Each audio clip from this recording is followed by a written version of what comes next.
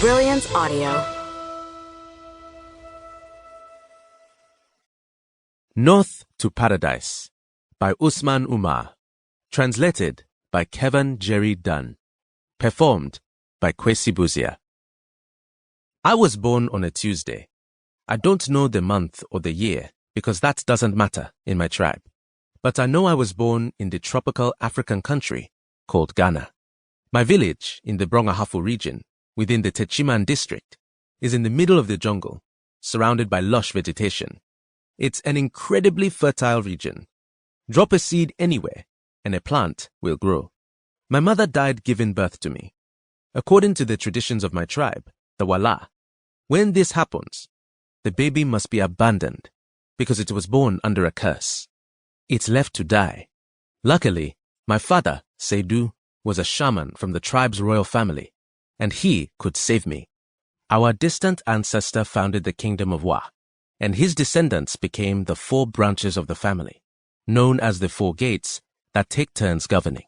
We belonged to one of those gates.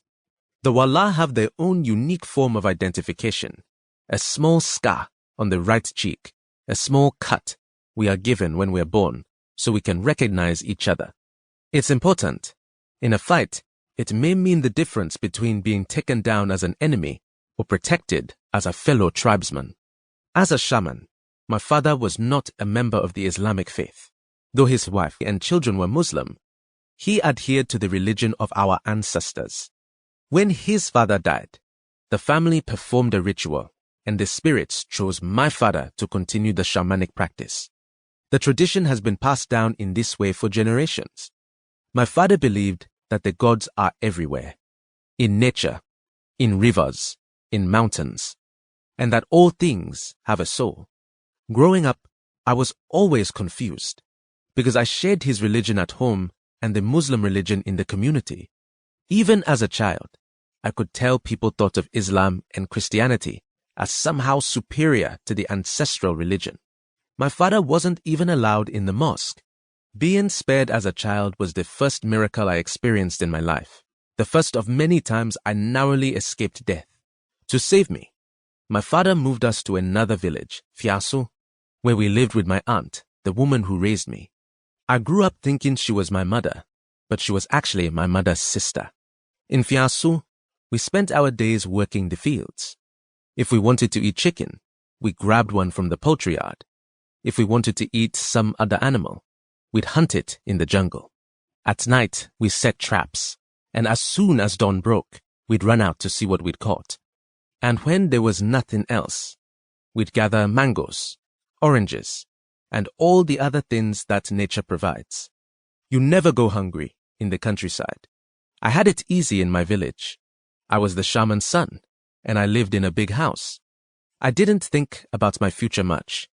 I expected that my life would be typical. I would live off the earth, tend to the animals, marry, and have children. The houses in my village were made of clay, and the roofs were made of bamboo, branches, and other plants. We took our water from the river.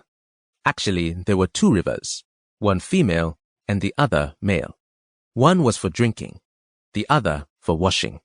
I've never tasted such fresh, crystalline water anywhere else. There was no electricity, so we used kerosene. There was so little artificial light that at night, you could see millions of stars shining in the sky, like burning embers dotted across the heavens.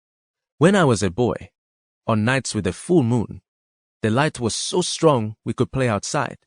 If you stare at the moon too hard, the elder woman told us, a witch will come and kill you. They also warned us not to point at graveyards. That could kill you too, unless you swallowed a pebble first, of course.